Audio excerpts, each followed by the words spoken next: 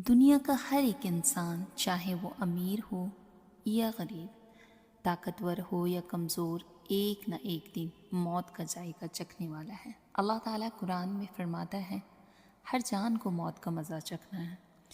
سورہ عمران ورس 185۔ مگر سوال یہ ہے کہ موت کے بعد کیا ہوتا ہے؟ کیا سب کچھ ختم ہو جاتا ہے، یا پھر موت صرف ایک دروازہ ہے، ایک نئی زندگی کی شروعات ہے؟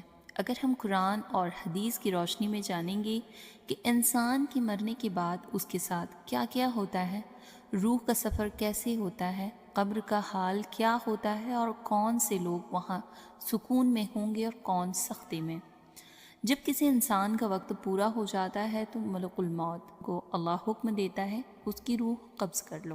اگر بندہ نیک ہوتا ہے، نماز پڑھنے والا، اللہ سے ڈرنے والا، تو اس وقت فرشتے سفید روح کے ساتھ آتے ہیں، جنت کی کفن اور خوشبو لے کر۔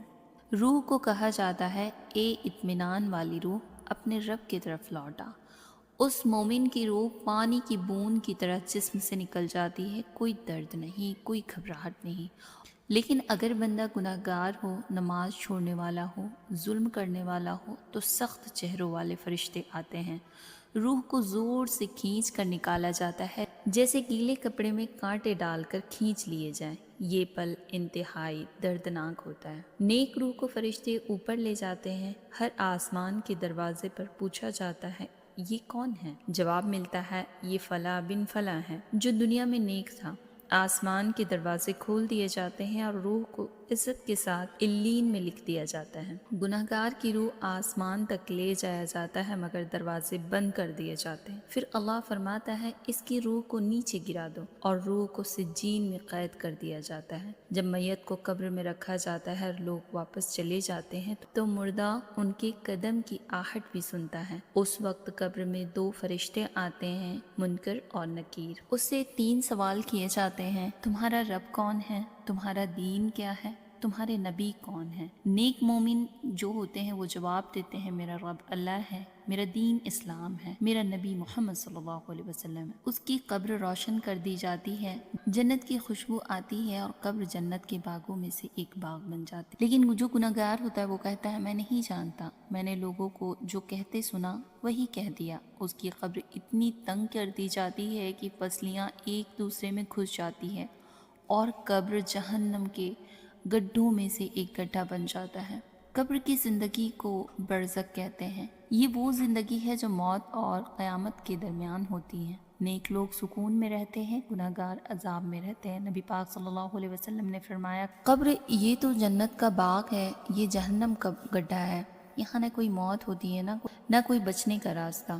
ایک دن اللہ سور پھونکے گا، سب کچھ تباہ ہو جائے گا، پھر دوبارہ سور پھونکا جائے گا اور سب لوگ زندہ ہو کر کھڑے ہو جائیں گے، ننگے پاؤں، ننگے جسم، صرف اپنے اعمال کے ساتھ۔ ماں اپنے بچے سے بھاگ رہی ہوگی۔ ہر انسان کو اس کا اعمال نامہ دیا جائے گا، جسے دائیں ہاتھ میں ملے وہ کامیاب، جسے بائیں ہاتھ میں ملے وہ ناکام۔ اللہ ایک ایک چیز کا حساب لے گا، نماز، روزہ، جھوٹ، ظلم، نظر، نیت، سب کچھ۔ پھر پل صراط آئے گا، جہنم کے اوپر ایک پل، نیک لوگ بجلی کی طرح پار کر جائیں گے، کچھ لوگ رینگتے ہوئے، کچھ لوگ گر جائیں گے۔ آخر منزل صرف 2 ہے، جنت اور جہنم۔ جنت نہ دکھ ہوگا، نہ موت، نہ آنسو، صرف سکون، خوشی اور اللہ کا دیدار۔ اور جہنم میں درد رہے گا، پچھتاوا، کبھی ختم نہ ہونے والی تکلیف۔ آخری پیغام آپ سب کو دوں گی، موت سچ ہے، قبر سچ ہے، قیامت سچ ہے۔ آج اگر ہم زندہ ہے تو یہ موقع ہے توبہ کا، سدھار کا،